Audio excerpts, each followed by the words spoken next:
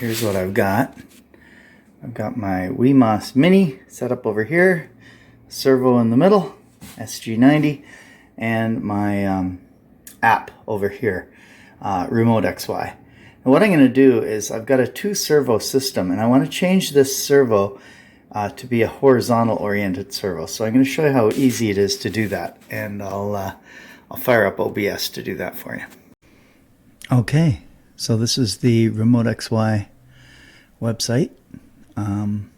And I'll show you how to use it in another video, but here we are. This is slider left and slider right, and we're just going to change slider right into horizontal orientation.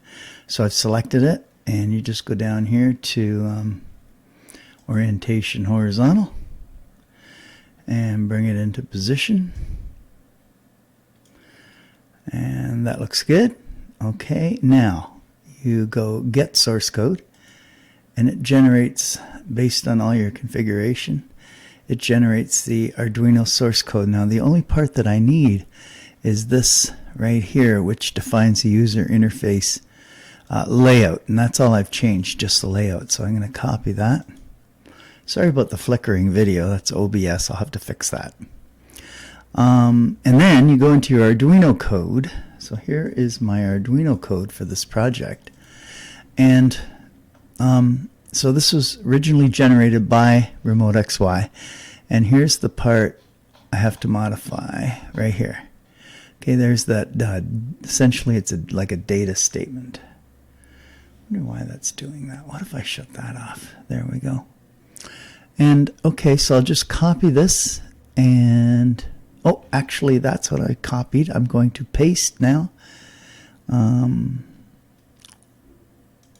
There it is. That's the new version, and I'm going to upload that into my Arduino, my D1 mini microcontroller, and there it goes.